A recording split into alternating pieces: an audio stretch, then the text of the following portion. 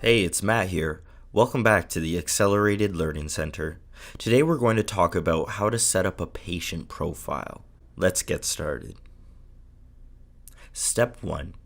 As you know, every single patient that comes into your clinic will receive their very own profile. Your list of patients, or clients as they're called in Practice Perfect, can be accessed at any time by clicking Clients on the Operations menu. Take note of the several pieces of information available from this view: name, birth date, sex, age, file number, primary provider, home phone, division, and incident.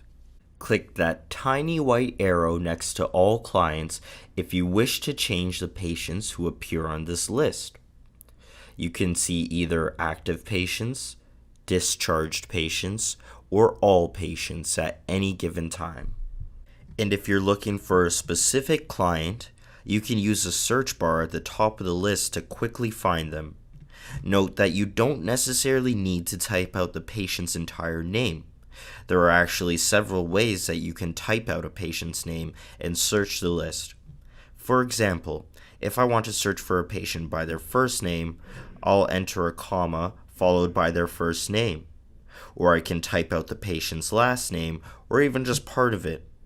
I can also do the traditional last name, first name format, and conversely, I can type out their last name and first initial, or the initial of their last name followed by their first name. I can even search by using their initials alone. I'm also capable of searching for a client by birth date, file number, or phone number. But the point I'm trying to make here is that there are a ton of ways that you can use the search function. To quickly sift through the results of the search, press Ctrl and then the down arrow on your keyboard. Step 2. To add a new patient, press the green plus sign. This will reveal the following screen, known as the Client Detail View. It is comprised of several tabs: Client, Demographics, Payment Info, Guardian, Contacts, and Incidents. We're going to be covering all of them except for the incidents in part 1 of this tutorial. Now this tab is geared towards the patient's contact information. The very first thing to do when setting up a new client is enter the patient's name in the name section. Enter the patient's home address in the address section. Enter their phone numbers in the phone numbers section. The AutoCall field has to deal with an automated appointment reminder function. Please contact our support department for more information about this optional add-on. Select their family doctor from the drop-down list. If you haven't added the doctor to your list of physicians, you can press New Family Doctor to add them to your system on the spot. Enter the patient's email in the email section. You're free to add any additional information in the contact comment section. And lastly, use emergency contact to record the basic contact information of the person to call in case of emergency.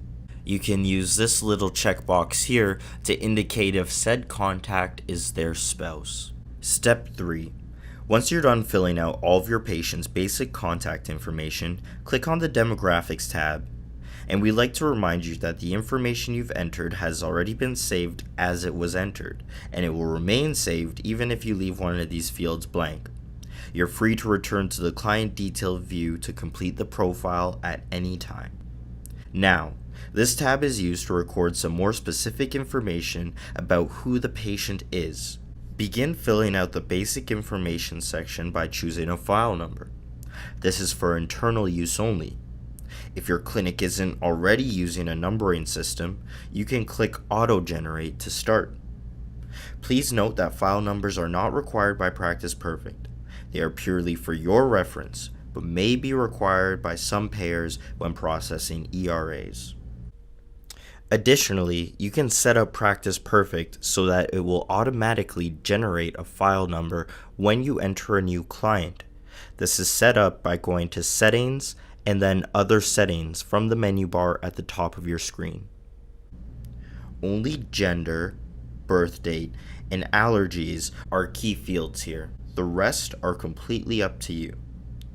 Note that adding information to the allergies field will add the information to the blue patient details section at the top of your screen. This is particularly helpful as the patient's allergies will appear in bright red text so that they're really hard to miss. Following basic information, enter in your patient's employment/school information in said section. Begin by choosing their employment status. You can then add their employer or school. Note that the options in the employer school list are lifted directly from the Other Contacts section. If you'd like to create a completely new contact, one that hasn't already been added to the Other Contacts or Physicians list, press the New Contact button. Despite this field being listed here, employment information only tends to be relevant in the case of workers' compensation claims, but there is no harm in recording it for any type of client. You can also include their job title, occupation, supervisor, driver's license number, and license status if relevant. And finally, the last thing that you can add to a patient's profile in the Demographics tab is their photo. To add their photo, simply press the green plus sign to open up your File Explorer, then locate the image file and click Open to add the patient's picture to their profile.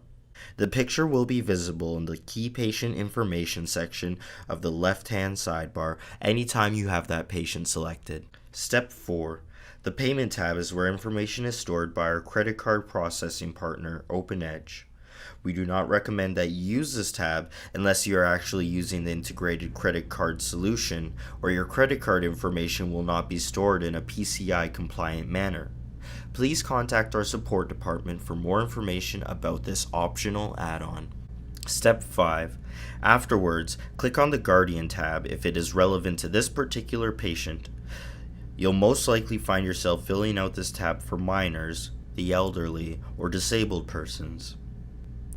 You may have noticed that the Guardian tab is almost identical to the Client tab except for a couple small items, chiefly the Guardian address/phone, same as Client button, and the additional Guardian information field. As a shortcut, you can click on the Guardian address/phone, same as Client button, and everything but the name will be copied over from the Client tab. And if at some point the Guardian is no longer responsible for the patient in question, simply click the Clear Guardian button. Step 6. The last tab that we'll be covering in this tutorial is Contacts. This is where you can add any external contacts that are relevant to this patient, not including their family or referring physician, referral source, or adjuster. They are all entered elsewhere on the client profile. However, this is where you might want to enter their attorney or any other specialist that you may want to keep on file. To add a contact to the list, press the green plus sign. Doing so will reveal a blank field where you can select the individual or the organization that they represent from the drop-down list. Note that the items on this list are taken directly from your list of other contacts and physicians section. If you'd like to create a completely new contact, one that hasn't already been added to the Other Contacts or Physicians list, press the New Contact button. Doing so will cause this window to appear. Note that adding a new contact from your patient's client profile will simultaneously add the contacts to your list of other contacts. And that just about wraps it up for part 1 of how to set up a patient profile. Thanks for visiting. Be sure to check out the other accelerated learning videos at practiceperfectemr.com. See you soon.